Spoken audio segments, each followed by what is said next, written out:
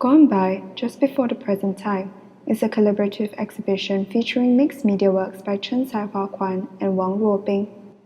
Tsai and Wang are both artists who live and work in Singapore.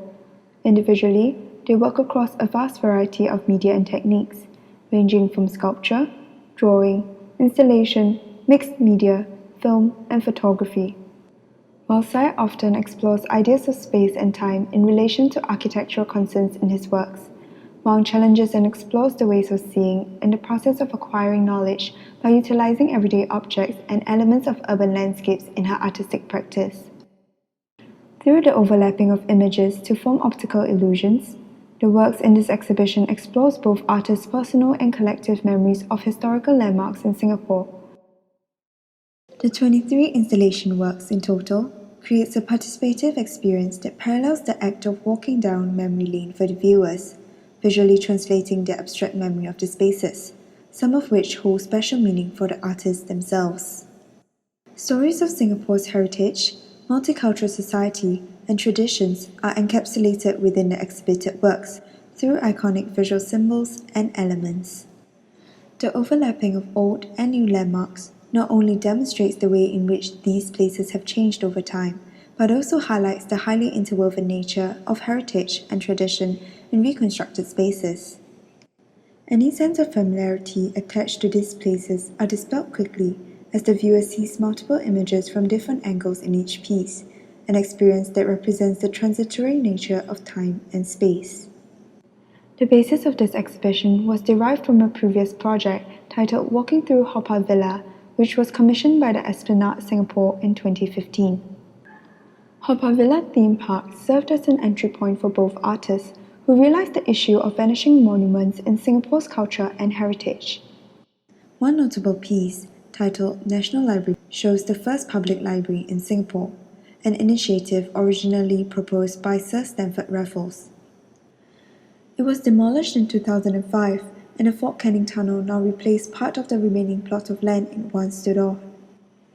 Another iconic landmark featured in the selection of works is the former National Theatre at River Valley Road, which was meant to serve as a cultural entertainment venue for mass audiences. Unfortunately, in 1984, it was deemed structurally unsafe by authorities and later demolished to make way for the Central Expressway. Other than the library and theatre, hawker centres, which are a big part of Singaporean culture, also appears in this exhibition. Two of the works, one titled Satay Club and the other, Lau Pa Sat, portrays the development of our local food scene. Presently, Satay Club has vacated the land. As for Lau Pa Sat Food Centre, which was known for its distinctive Victorian-inspired design, it underwent renovation in recent years and is currently situated amidst a bustling financial district, much like the Singapore River. Another featured landmark in this exhibition, small wooden boats, traditionally called sampans, can be seen crowding around the old Singapore River.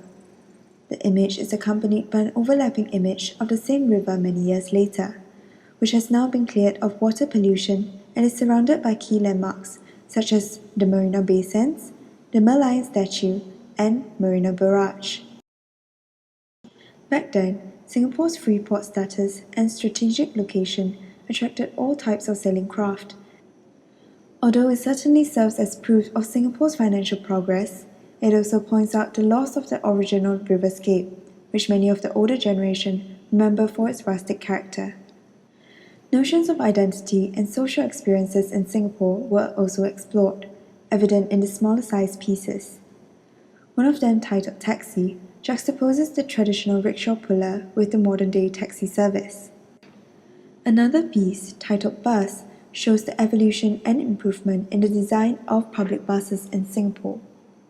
While this accentuates the development of transportation in Singapore, it also notes the loss of culture in the case of the rickshaw, which served as a vital mode of transportation in the early to mid-20th century. Through the documentation of various places and the changes that they have undergone, Tsai and Wang address the importance of remembering heritage and traditions, and perhaps evoke personal recollections of what these places may mean to each of our own unique Singaporean identity. The installation pieces come in the form of light boxes, which are made from plexiglass. These pieces, even though incorporated with technology and optical imagery, still retain a painterly quality, a subtle touch contributed by a piece of fine art watercolor paper behind each plexiglass. The resulting effect is reminiscent of landscape paintings, adding an additional layer of meaning to the works.